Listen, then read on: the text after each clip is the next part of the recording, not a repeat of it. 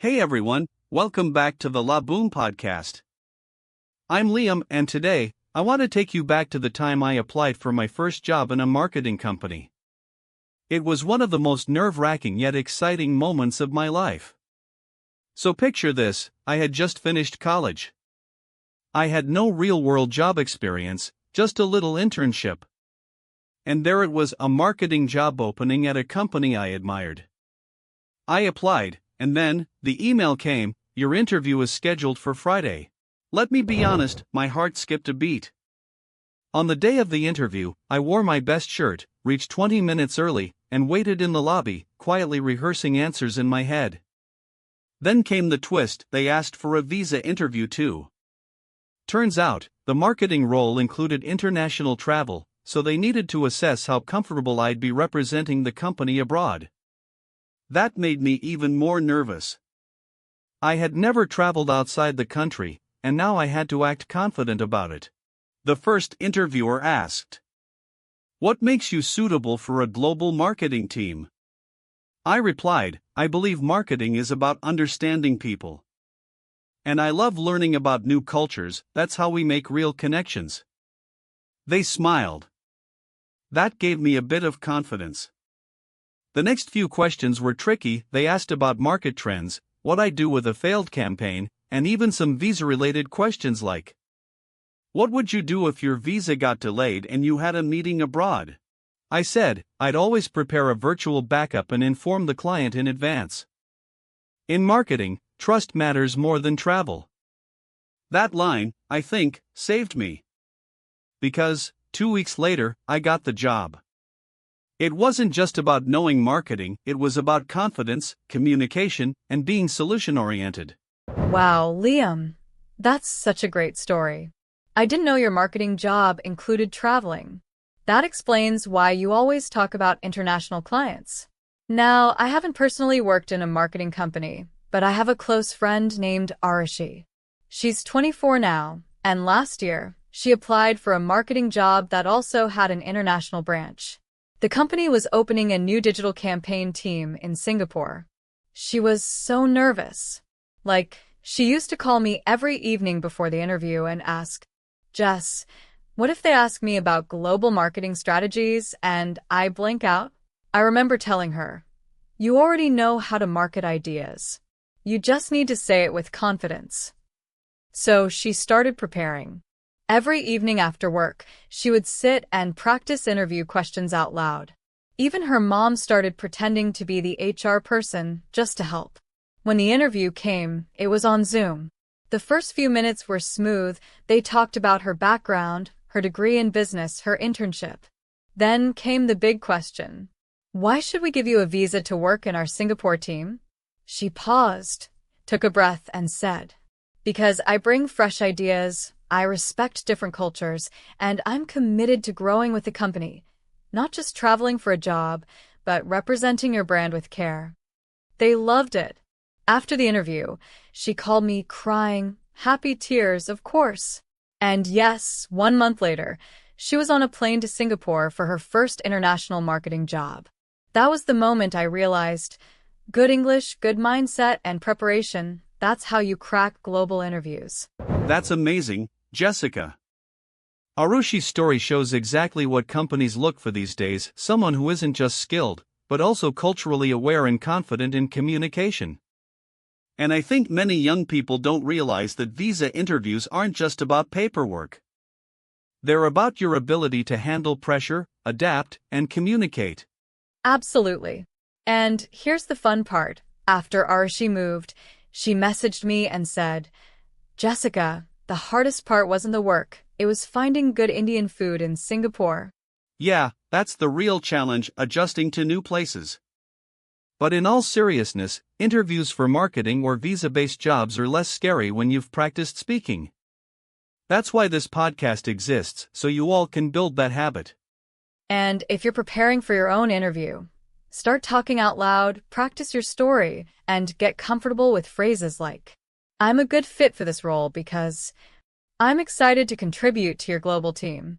If I face a challenge, I always look for creative solutions." These lines go a long way.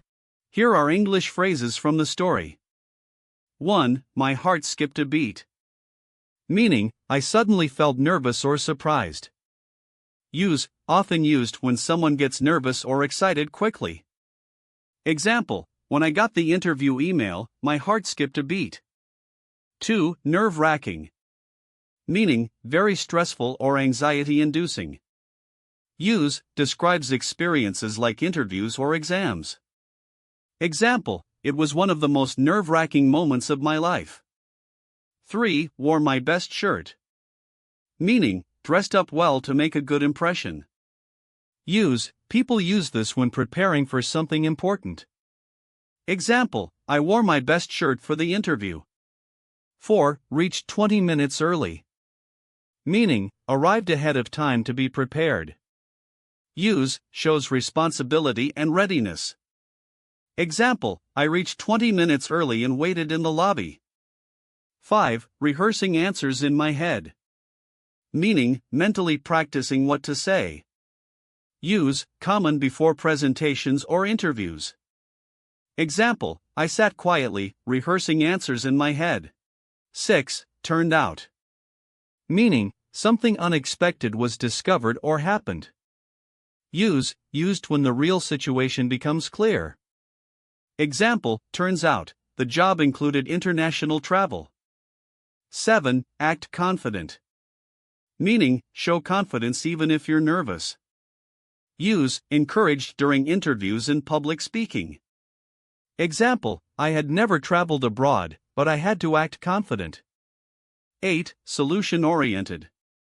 Meaning, focused on solving problems instead of panicking. Use, positive trait in job roles, especially in interviews.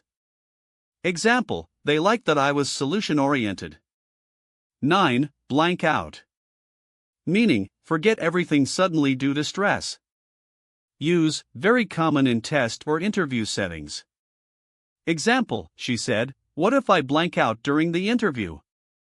10. Say it with confidence. Meaning, speak clearly and firmly. Use, encouraged when people doubt themselves. Example, you already know the answer. Just say it with confidence. 11. Took a breath. Meaning, pause to calm down before responding. Use, used before speaking during stressful situations. Example, she paused, took a breath, and gave a strong answer. 12. Happy tears. Meaning, crying from happiness or relief. Use, used to show strong emotional joy. Example, after the interview, she cried happy tears. 13. Culturally aware. Meaning, understands and respects other cultures. Use, important in global companies. Example, they want employees who are culturally aware. 14. Handle pressure. Meaning, stay calm and effective under stress. Use, desirable trait in interviews and work. Example, visa interviews check if you can handle pressure. 15. That's the real challenge. Meaning, that's the difficult or tricky part. Use, used when joking about everyday problems. Example, finding good food abroad. That's the real challenge. 16. Build that habit. Meaning, practice something regularly until it becomes easy. Use, used for learning and improvement. Example, this podcast helps you build that habit of speaking. 17. I bring fresh ideas. Meaning, I contribute new, creative thoughts. Use, good expression in job interviews. Example, she said, I bring fresh ideas to the team. 18. Start talking out loud. Meaning, begin speaking instead of only thinking. Use, used in learning spoken English. Example, to improve, just start talking out loud. 19. Crack the interview. Meaning, successfully pass an interview. Use, informal, popular with students and job seekers. Example, she cracked the interview and got the job. 20. Every fluent speaker once started nervous too. Meaning, everyone begins with fear. Improvement takes time. Use, motivational phrase for learners. Example: don't worry if you're nervous. Every fluent speaker started that way. Yep, and whether you're a boy or girl, young or experienced, your story, your preparation, and your words can take you far. We hope today's stories helped you feel more ready. If you want to hear more real stories or practice English for interviews, restaurants, jobs, just follow this podcast. We're here every week. Until then, keep speaking, keep growing, and remember, every fluent speaker once started nervous too. See you next time. If you like the video, so don't forget to subscribe, like, comment,